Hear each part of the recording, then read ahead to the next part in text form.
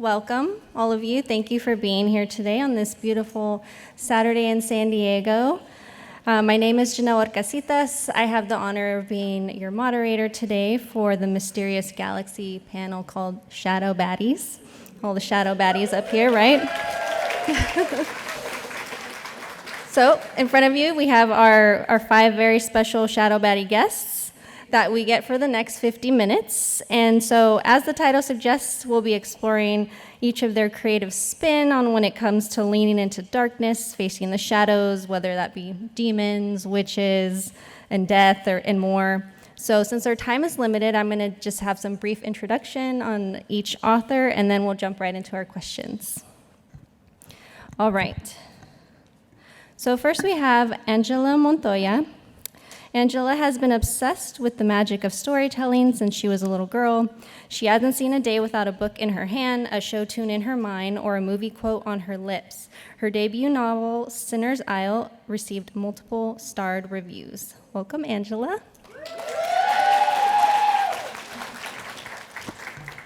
Next, we have Sarah Hawley. Sarah is the author of the Glimmer Falls fantasy romance series, which starts with A Witch's Guide to Fake Dating a Demon. Her upcoming book, Servant of Earth, is the first in a dark and sexy fae romantasy series coming this November from Ace Books. Welcome, Sarah. Next, we have Brigid Kemmerer. Brigid writes fantasy and contemporary romance and is the author of the New York Times best-selling books Forging Silver, Into Stars, the Cursebreakers trilogy, and the Defy the Night trilogy, including the thrilling conclusion Destroy the Day. A full-time writer, she lives in the Baltimore area with her family. Welcome, Brigid. Next, we have Adalyn Grace, who is the #1 New York Times and internationally best-selling author of the Belladonna and All the Stars and Teeth series. Local to San Diego, she spends her non-writing days watching too much anime and playing video games with her 2 dorky dogs. Welcome, Adalyn. And then last but not least, we have Raven Kennedy. Raven is a California girl born and raised whose love for books pushed her into creating her own worlds. The Plated Prisoner series, a dark fantasy romance, has already sold in over a dozen countries and is a #1 international bestseller with over 2 million copies sold to date. Welcome, Raven, and welcome to all of our panel today.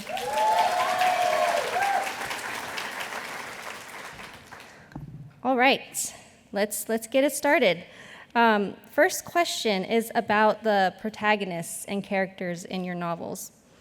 What is the process when you're developing your characters? What are some of the traits or values or struggles that you want to portray in them? And do you think this has any kind of influence on like the other characters or the world building that you do? Although second question will be about world building, so maybe if you talk about that, we'll hold off to the second question. But first one's about the characters, and we'll start with Angela. Oh, okay. She was smiling. She was ready. Yeah, I was ready. I was ready to listen to what everybody had to say, and then I was just going to be like what they said. Yeah, for protagonists, for this book in particular, they sort of came to me. I had just finished writing a book, and it went nowhere, and it was actually really terrible, truth be told, and so I stopped writing it.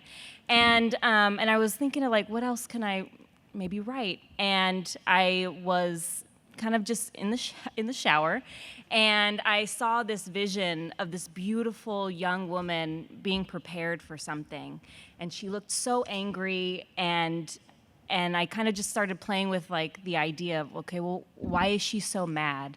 What is she doing? And so for me, I just learn who these protagonists are by asking the questions and exploring, their worlds. And so I started, for Rosalinda, just asking, okay, if I was this girl, what would I be so mad about?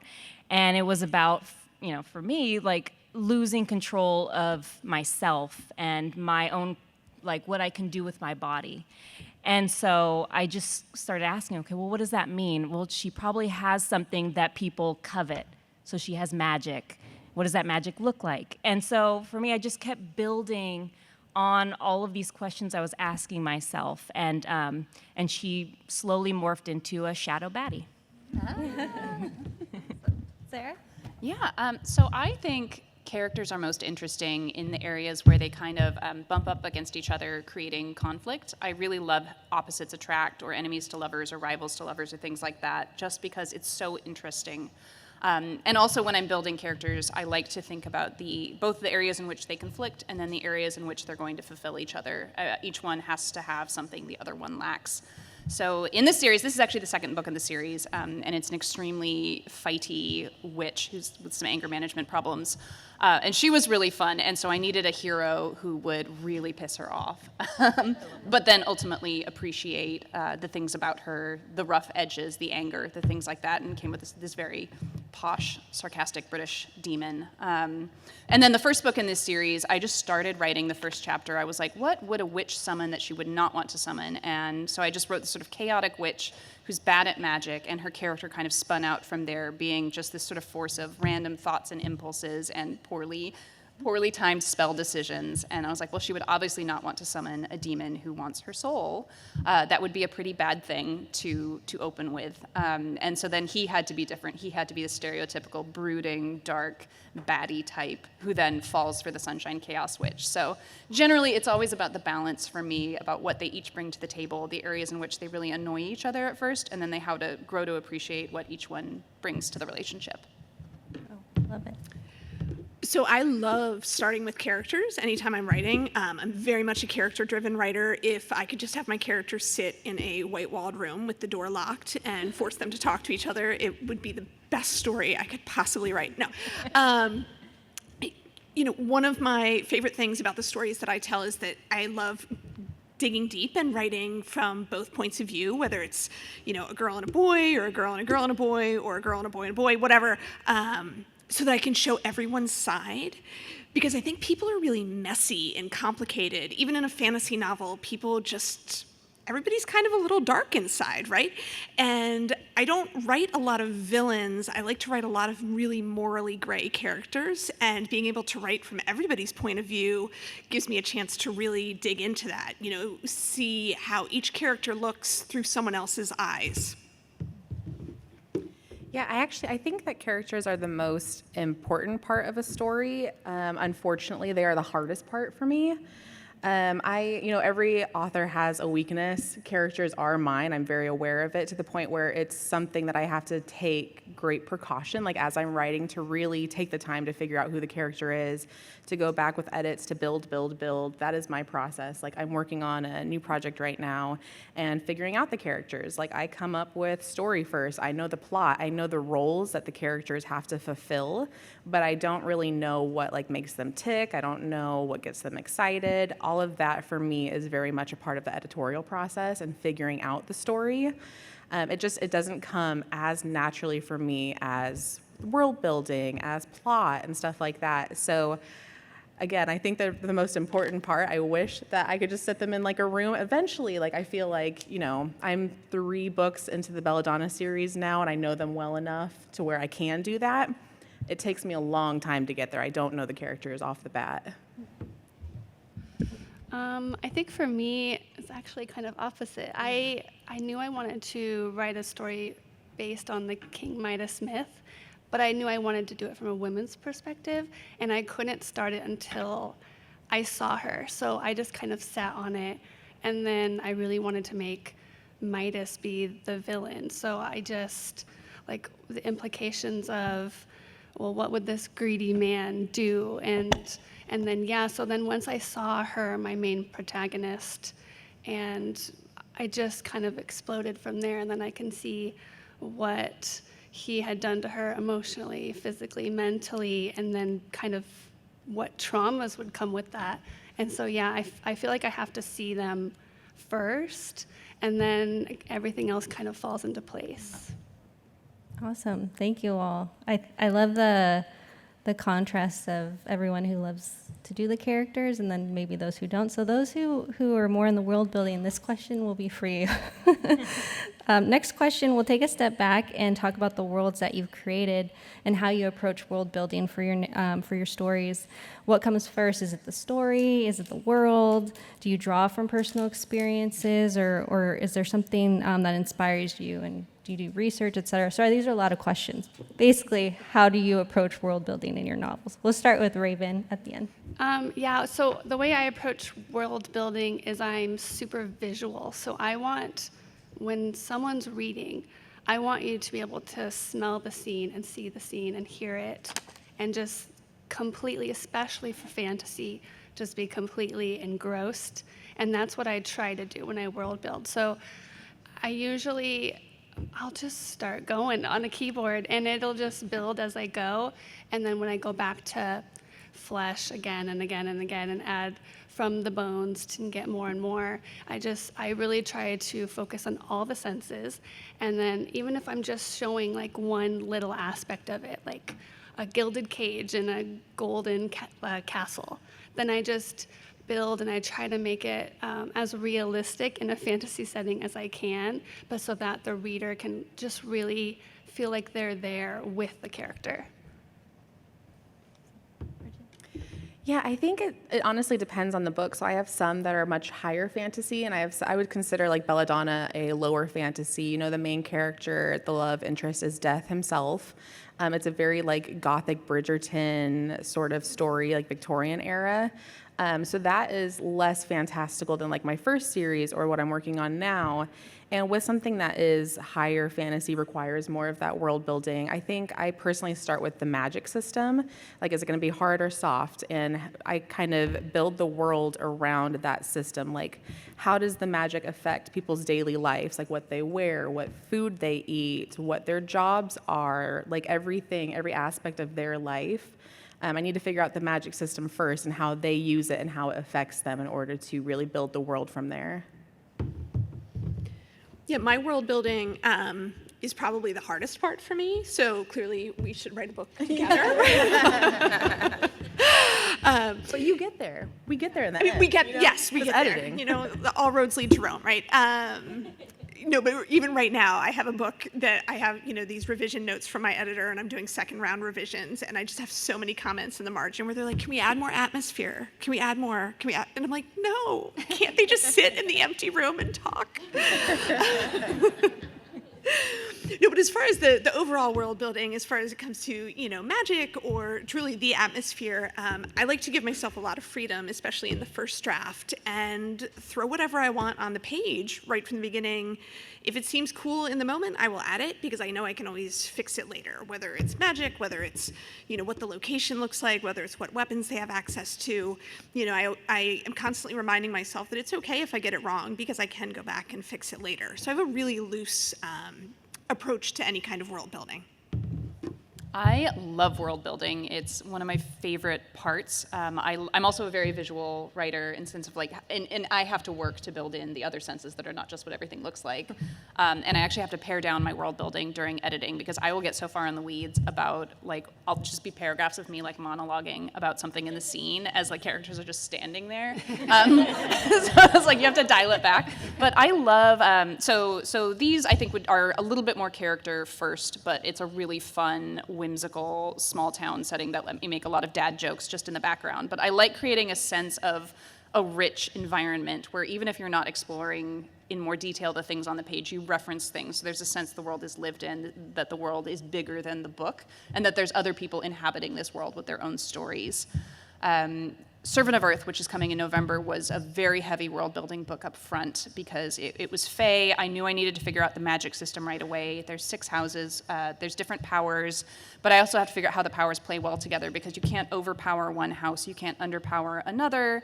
And then you need to figure out the constraints because I think just magic with no constraints on it, it makes for personally, less interesting fiction for me to read. I like it when there are rules. I like it when there are consequences, or when the characters really have to work for it, or magic corrupts. Anything like that, I think, adds a lot of tension to the story.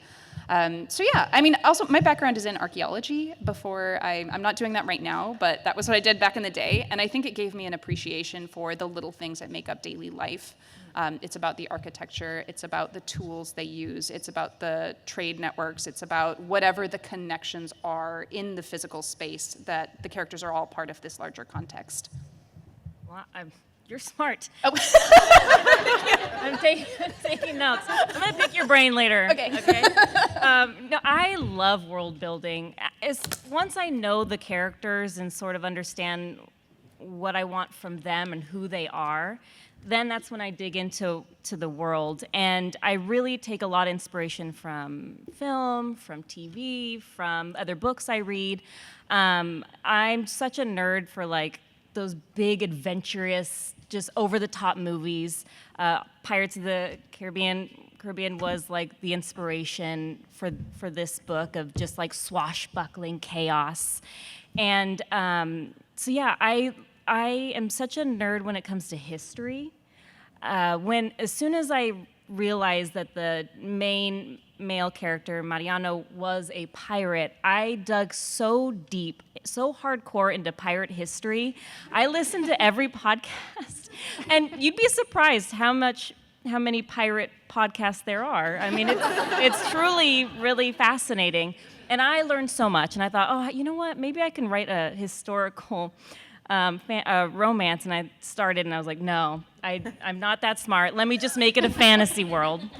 And yeah, so for me, as soon as I understand the world that I want to create, I dig deep into what that world would look like in our world, and then I tweak it. And so for the next book I'm doing, it's called A Cruel Thirst, it's very like Zorro, vibes. And so I did a deep dive into California, what was the Mexican Empire at the time, his story, and so added all these little bits into the world that maybe I might only know, but it makes me feel smart adding those in.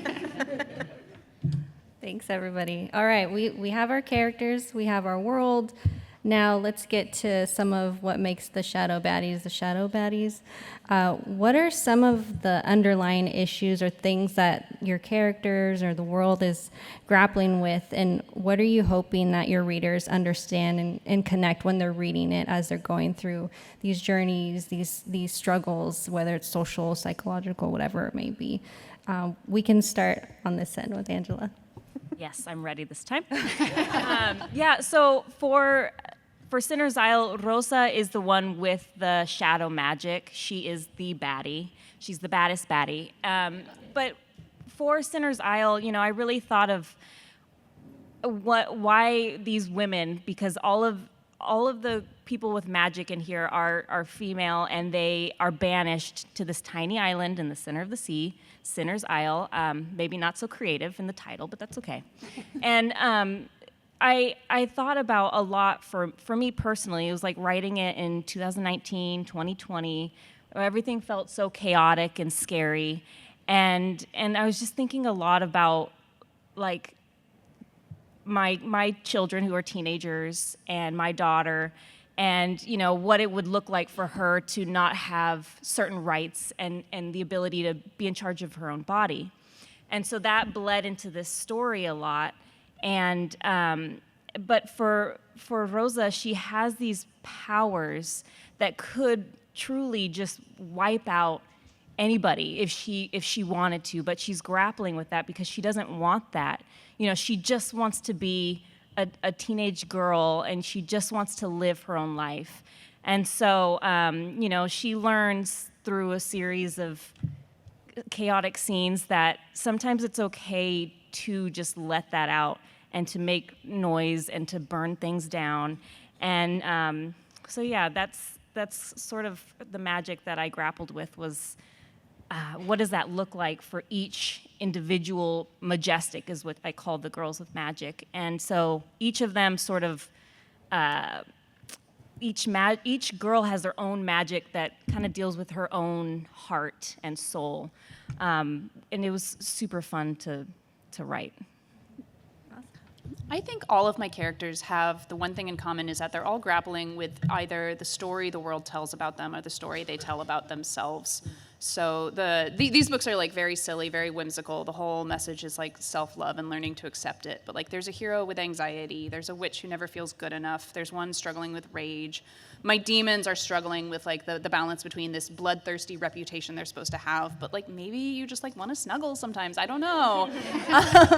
And then so all of them are kind of reconciling these archetypes they're supposed to fulfill and the fact that they do not fulfill it and they never will, and that's okay because they can be their own person and no one person is ever going to be perfect.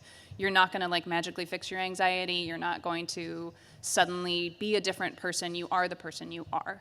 And then Servant of Earth gets a bit darker where that heroine is grappling with rage and the desire for vengeance, and I'm letting her have it. And so even though she doesn't have shadow, like there is a shadow daddy in that one. I'll just let you know up front if you know what that is. But so she is not the shadow daddy, but she is grappling with her. She's a human in the Fae world. She's underpowered compared to everyone else. She's in a place of vulnerability. She is defenseless, or so everyone thinks. And it's about her harnessing the power of that rage. And then in later books, it's going to be exploring, is she going too far with that rage? I don't know, maybe not. But yeah, to me, it's always about reconciling who you are with all the things you're told you're not supposed to be because it's not good enough or it's not what everyone expects. For me, probably my shadow baddie characters, all of my books to date have been YA, and most of my male characters generally come from a very angsty place where they are complaining about all of the bad things, not outwardly complaining, but they are very aware of all of the bad things that have happened to them, and they're really kind of dealing with these past traumas. Sometimes people will ask me, to play Kiss, Marry, Kill with my characters, and I'm like, well, they're YA, they're like 18 or 19. Like, if I met them in real life, I would make them a sandwich and be like, can you sit down and talk about your life choices to date? I think maybe you need therapy. But really, anytime I write a book, especially when I'm writing YA, I really want my readers to go on a journey with those characters, whether it's a good character, whether it's a bad character, and see how those choices really affect what happens to them on the journey. And I really want my readers to come away with a feeling of hope. That to me is probably the most important thing. It doesn't necessarily have to be a happily ever after. Most of my books have a bit of a happily for now kind of ending. But I really do want people to feel hopeful and feel like they, just like my characters, do have the opportunity to make things better even if they've made bad choices in the past. That's such a mom answer, I'm sorry. So for Belladonna, the main character, her name is Signa Faro, and she can see spirits, and basically everybody around her throughout her entire life has died of strange and mysterious circumstances. And she has this very weird relationship with death where he's like, hey, how you doing? And she's like, please get away from me and stop killing people. And it's very much a journey of kind of her self-discovery of her own powers because she does have this weird relationship to the darkness, and anytime she can't die, so anytime she gets like on the brink of death, she meets death and she just pops back alive. So she keeps seeing this guy and is very kind of curious about him, is curious about these powers that are building within her. And I think that very much came from a place of like, growing up, especially as a woman, you are expected to like behave a certain way. And that is something Signa is dealing with, especially in like the Regency Victorian period when this book takes place. You're supposed to like look a certain way, eat a certain amount, do certain things in public, don't do certain things in public. And she thinks that if she just behaves one way, then her life will like be great. Maybe people will stop dying. She'll be happy. And it's very much this internal struggle of her trying to fit this mold and realizing, actually, I am kind of more comfortable with this other side of me, with this maybe darker side of myself that I'm not supposed to feel comfortable in. So the book is about her kind of inward struggle with that. But we both thought that this panel, until a while ago, was actually Shadow Daddies. And the Shadow Daddy in my book is obviously Death. And he was very fun to write. Yeah, I thought I was going to talk about Shadow Daddies. Apparently, we write, but we don't read. Too many romance books. Yeah. Yeah, so for mine, the Shadow Daddy / Baddie, he, right from the start when this protagonist meets my female main character, so she's this gold-touched pet, right, that nobody is allowed to be around except for Midas, and then she finally gets free in the world, and she meets this villain, and so he's this darkness to her, just bright, shiny gold. So, but it's more of like a metaphor too about her own shadows, and he really teaches her how to bring herself back out of this like pit of nothing and show that she already is powerful and strong, and gives her the strength to kind of lift herself back up. So I think. And then the whole thing, I mean, it's fantasy romance too. So the Shadow Daddy is gonna fight for her on her behalf, and he's gonna be a villain if he needs to be a villain for her, and then show her that it's okay for her to have some darkness in her too, because I love showing that, you know, like not everybody is good and not everybody is all bad, and there's a little bit of light and darkness in everybody. Thank you. And I just wanted to say, if you want to talk about the Shadow Daddies, that's totally okay. All right. So thinking of the genre fantasy and some of these others that have come out of it, like romantasy and things like that, I'm curious, why do you all choose fantasy as the type of genre to tell these stories? Are there certain characteristics or things that draw you to it? Or do you think it does something really well compared to others, or maybe what does it not do as well? So wherever you want to start with that, like, list of questions. Raven. I love fantasy. Fantasy is my favorite reading escape, just as a reader, not as a writer. And TV, movies, like I just love it. From like a writing perspective, I love to make my own rules. Like I want to be able to do whatever with magic and creatures and people, the world building. I just think it's so immersive and it's such an experience. I love fantasy. Yeah, I can't imagine not. Like, I don't know, I just never really thought about anything else. And I mean, I grew up, I remember sitting down watching on a VHS Spirited Away, and then replaying it, and then watching it again, like 3 times in a row, like multiple days a week. Just being like obsessed with fantastical worlds. I grew up on Sailor Moon, Card Captors, Static Shock, anything that is just like, that has those fantastical elements, all the Miyazaki movies. I love anime. Like I like things that I guess just don't exist, and then you make them exist, and you get to just like, your brain is the limit, or somebody else's brain is the limit, and that's really cool to me. And I think it's just fun. It's so much fun to explore. There's also, you know, real world things that you can tie into those fantastical stories in like different ways, and I just think it's really cool. Yeah, I've written across several genres, so I've done contemporary and I've done paranormal romance, and I really love fantasy, especially in the YA space, because I think there's something really incredibly accessible about fantasy. Like, it's not just escapist, but you can also really talk about some very, very heavy, serious things in a way that feels a little more safe than talking about it in the real world. You know, and even if I think about my book, Defy the Night, like from a fantasy perspective, it's about, people putting on outlaw masks and stealing medicine and distributing it to the people who, can't afford it and need it. And, you've got this cruel king and his brother, or is it secretly a political allegory discussing the obligations that rulers have to the people when they don't have enough medicine to go around? And I think that fantasy really allows people to explore those kind of themes in a way that, all the way from adults all the way down to kids can really get into it.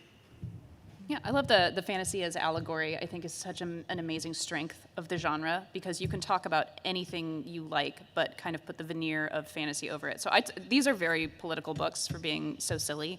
They have a definite political, liberal bent to them. Talk about like environmentalism, talk about immigration, things like that. And it's sort of important to me to have a venue for exploring that. I grew up like loving sci-fi fantasy because of my mother. She introduced me to all of her fantasy books very young, so it's been my #1 genre my entire life.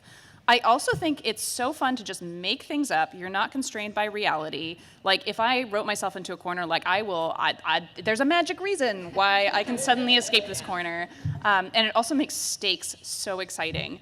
I think it would be really difficult for me to write a contemporary romance because I'd be like, what do you mean they don't want to stab each other? Like HR is going to get involved if it's a contemporary romance, but like there is no HR in Fantasyland.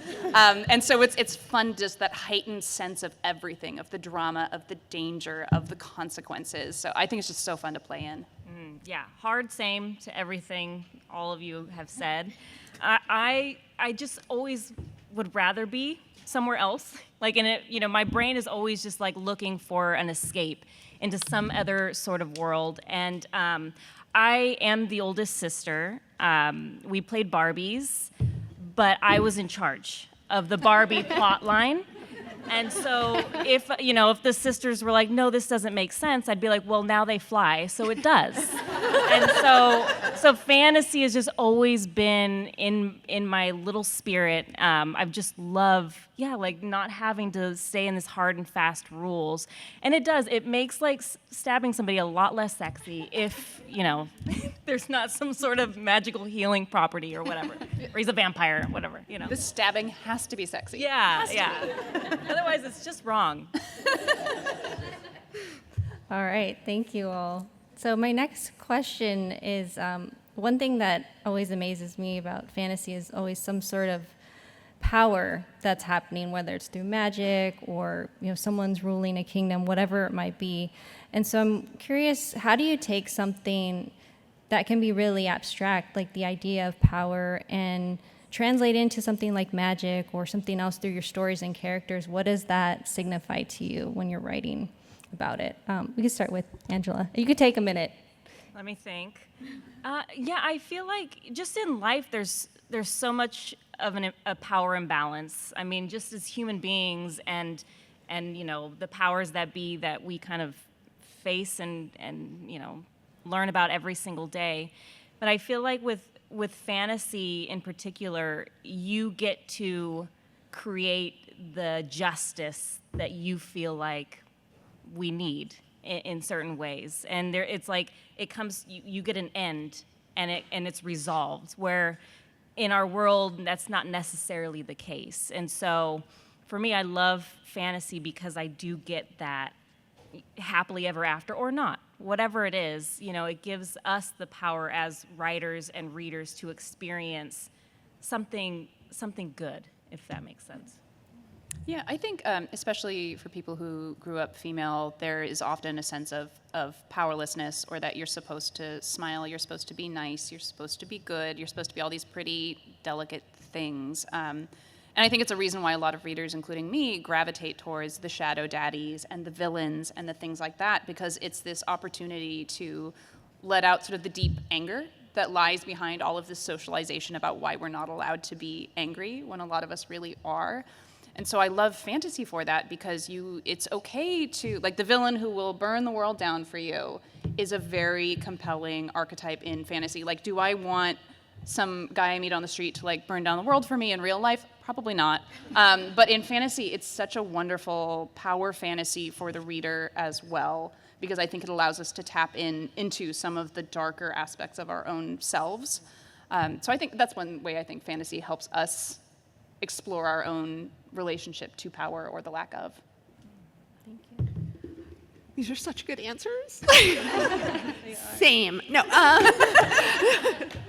No, again, like we talked about before, I do think that, fantasy writing really does let people explore a lot of really dark themes, and you can use a lot of different symbolism, a lot of different imagery.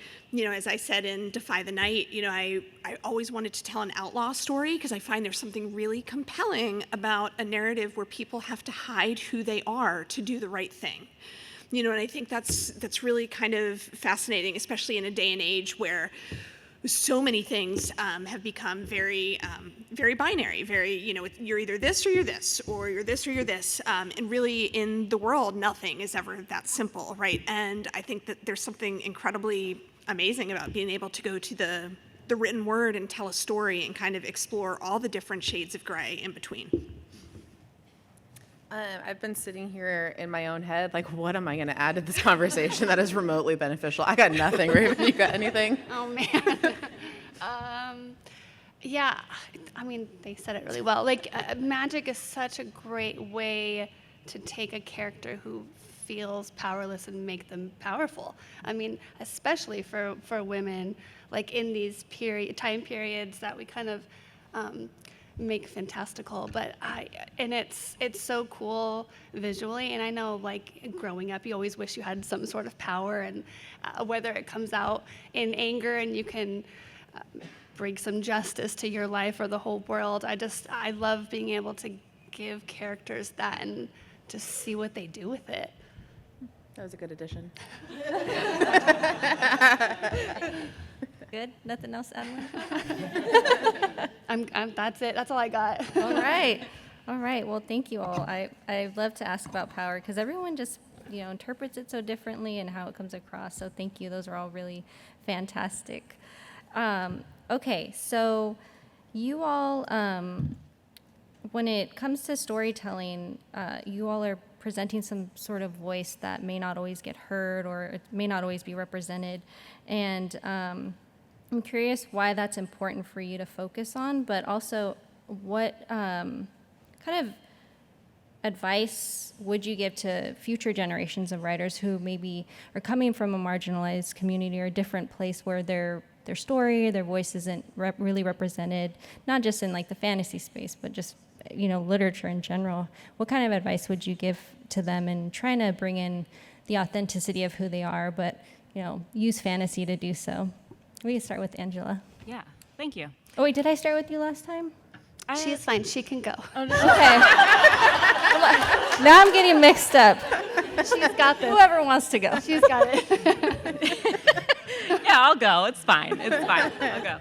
No, honestly, it's why I started writing in the first place. My daughter came home years ago, and she had just read The Hunger Games, and she was all about it. She was like, let's learn how to, what is it, bow and arrow stuff, archery, thank you. Yes, I obviously didn't teach her. And, but she loved Katniss so much, and she wanted to be like Katniss so much. But what I noticed was there weren't very many girls that saved the day, that looked like my daughter, that looked like my family. And so that's when I thought, okay, maybe I can try this, and maybe I can make a full cast of characters that are all Latine, and maybe they have names like Rosalinda and Mariano and Santiago, and my family can see themselves in it. And honestly, it was a little bit hard at first. The book, it didn't find maybe when I would, because we have like beta readers or critique partners that read it before we even query it or anything like that. And I had somebody say like, well, maybe this would be more successful if you changed who your characters are and what they look like. Obviously, we're not friends anymore.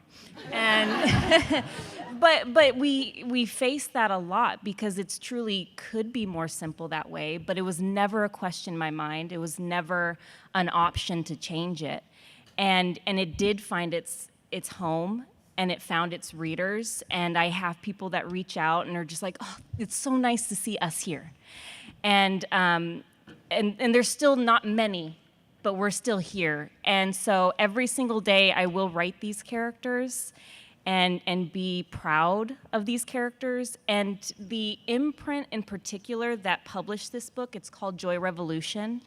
And I'm so forever grateful to them because Nicola Yoon and David Yoon, they're authors themselves, and they run the imprint. And their whole thing is like, let's highlight these books with characters that look like us, and let's just show the world that they can be the main characters, whatever that means. Let's just have them they could be the villains, and they can also be pirates, and they could be witches, they could be all of it. And so yeah, I don't think it's ever easy because there's not maybe many of us doing the thing, but the more that we are doing the thing, the more that there will be more of us. So yeah, it's very important to me. Yeah. And I would say, as a white woman, I am coming at this inherently from a more privileged position. It is not hard for me to find books with characters that look like me. So I'll focus on just advice for writers in general, and especially writers coming from backgrounds where it's going to be hard, is persistence. It is not giving up. It is telling your story. It is not compromising on the fundamental elements just because it might be an easier sale. If you got rid of all the things that made it like your beautiful story in your unique world. And then the other thing would be community, I would say, and that is finding other people who write in your space. It is making connections, and then I would say for authors is to also lift up other people around you. And if you see someone who is coming at this with a harder road to publication, to promote them and to befriend them and to help them, because ultimately, like, this entire industry is built on personal connections with readers, with other authors, with the publishers, and the best thing I think any of us can do is to make sure that we are constantly being a force for positivity and lifting up other people to make that happen. Oh God. Don't do that. No, I 100% agree. I think the power of community is really, really incredible. The publishing world is so much smaller than people realize. I would absolutely agree that it is so important for writers to find their community, to help lift up other authors, because again, I don't even know how to say it. Like, the longer you stay in this industry, and I feel really old even talking about this, the more you see like people rise, and then you see people fall, and you see like people who might have had a really slow career coming up might suddenly hit it big with something else. Somebody might have a really big splashy career in the beginning, and then suddenly they have a dud, and then for a while nobody sees or hears from them. It is such a small community. It is so important to lift each other up, especially writers who might have a more challenging time out there in the publishing world, because it is, as you said, it's still predominantly white. And from a writing perspective, probably the best writing advice that I can give, especially to young writers, because I hear so often from young writers, I really want to tell this story, but I don't think I can get it right. And I say, then get it wrong, right? Get it wrong. Allow it to be bad. Allow it to be crap. Allow it to be terrible writing. Either, put your characters in, an empty room with a door and build your world later, or build your world and have an amazing plot and have your characters just be like, hi, right? It's fine. It's fine. It is fine. Do what you need to do to get the story down. It's okay. You can fix it later. Yeah, I will add to that. I think publishing is really in a spot where it is changing for the better. I think that self-published books and TikTok are really kind of leading the charge there in an amazing way. So my biggest piece of advice would just be to remember that you have a story worth telling, and that somebody will enjoy that story, and it might just be somebody's favorite story one day. Yeah, I don't have much to add as a white woman, but definitely my advice for any writer, write what you want to read, what you see like that's missing out there, and just like they said, you'll find your community. Book Talk is such a great resource because you can really one-on-one connect with readers who would just love your story. And one of the biggest stories right now, like being published, has a disabled main character, Fourth Wing. Right. So it really is. It's changing. It's slow progression, but I think that, especially like I said, like self-publishing and Book Talk is really changing the game in a big way. Thank you all. That was great. I'm checking our time. We have a few minutes left, so I just want to ask you a final question about what you might be working on or what readers can look forward to from you. And we'll start with Raven this time. I can do this one. Okay. I just finished writing the finale in my Play to Prisoner series. So Goldfinch comes out in just a couple months. So that's the end of the King Midas romantasy. And then, I don't know, we'll just see what comes after that. I have Wisteria coming out in 3 weeks. That is the, yay! I had it too, it's like in the car. I wanted to show it off, it's so pretty. That comes out in 3 weeks, and I will be announcing on tour something I'm working on next. But I actually have 4 books I need to tell you guys about, and I will be able to tell you one of them on tour, and I'm hoping I will be able to tell you about the other ones in a couple of months. Thank you. I have 2 books coming out next year. In January, I have Carving Shadows into Gold, which is the 2nd book in the Forging Silver into Stars series. I'm really, really excited about it. And then I also have my first adult fantasy coming out next. Oh, thanks. That one is coming out next July, I believe, and that is called Warrior, Princess, Assassin. And it has a warrior, a princess, and an assassin.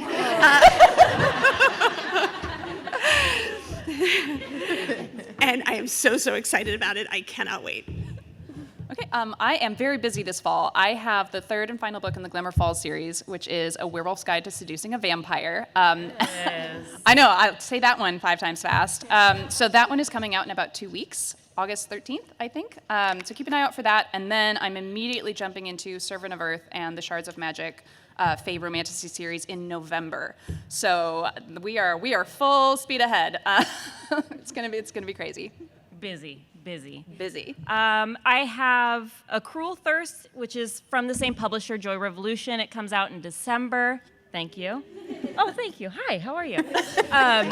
A Cruel Thirst follows Lalo Villalobos, who, poor guy, just finds himself turned into a vampire. He really hates it. He's really terrible at it. He's just like this golden retriever, poor guy. And so he travels to a pueblo to hopefully find a way to cure himself, but instead he finds a wannabe vampire huntress. So obviously they fall in love. So yeah, that Cruel Thirst comes out in December, and then I'm working on my 3rd book, again with Joy Revolution. It's called Carnival Fantastico, and it follows a magical traveling circus. Awesome. All right. Well, thank you all so much. I want to have us all give a round of applause for Angela, Sarah, Brigid, Adalyn, Raven, Shadow Baddies, who also write about Shadow Daddies and Shadow Baddies. And thank you so much for this conversation, for your generosity and your time today. Remember, all of you could find their books at Mysterious Galaxy around here and just your local bookstores. Support your local bookstores, please. And there will be a signing from 1:30 to 2:30 in Sales Pavilion, table AA06. So don't miss out on that. And just one last big round of applause for our special guest. Thank you so much again. Guys, I'm going to record a quick video